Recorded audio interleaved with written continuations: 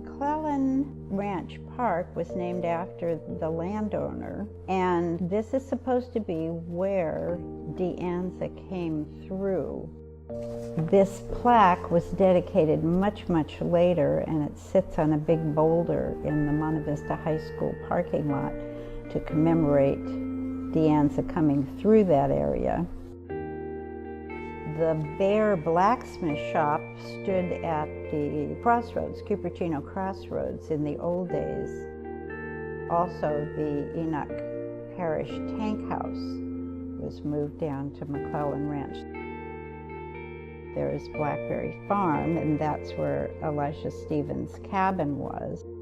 Louis Stockelmeyer was Cupertino's first formal historian, and he's the one who researched the entire De Anza trail through this area.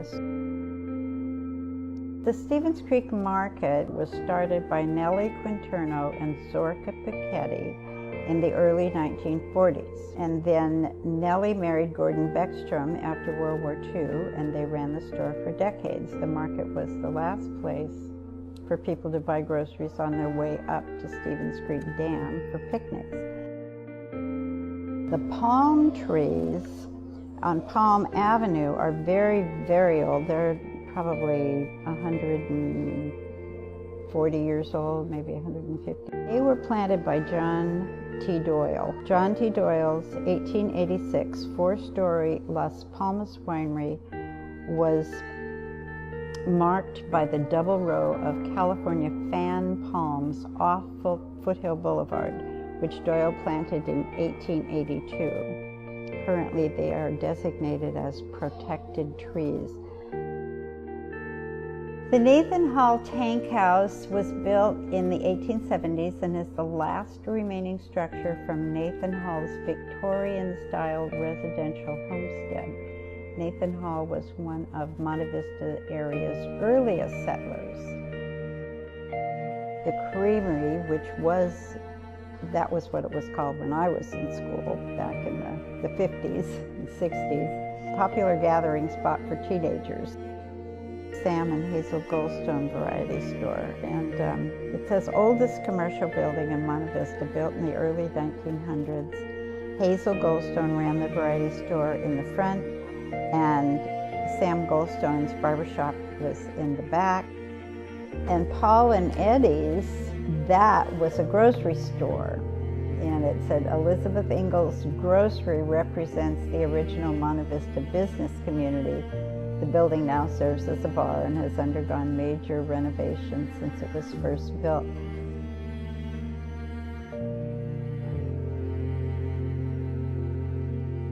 The Baldwin Winery, so that was Cupertino's first millionaire, Charles Baldwin. It says he purchased approximately 137 acres in Cupertino in what is now the De Anza College campus. The Petit Trianon and guest cottages are currently on the National Register of Historic Places. Charles Baldwin had a home built for his new bride in 1887 on what is now De Anza Community College property. The home was designed by San Francisco architect Louis Polk, who was a very famous architect. So Petit Trianon is now the California History Center.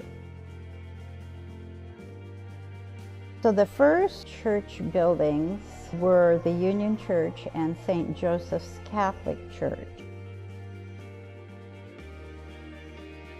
And then Piketty Winery is one of the original wineries. That's a very old winery. It dates from 1885, and the house was built in 1882.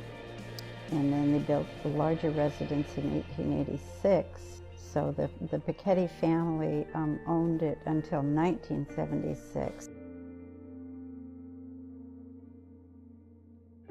So the old Collins School is the only one of the original one-room schoolhouses that is still standing. And this one is on Homestead Road. It was built in In 1869, on a portion of the ranch once owned by Lemuel Perry Collins. And the first Collins school was replaced by a more modern one-room school on the same site.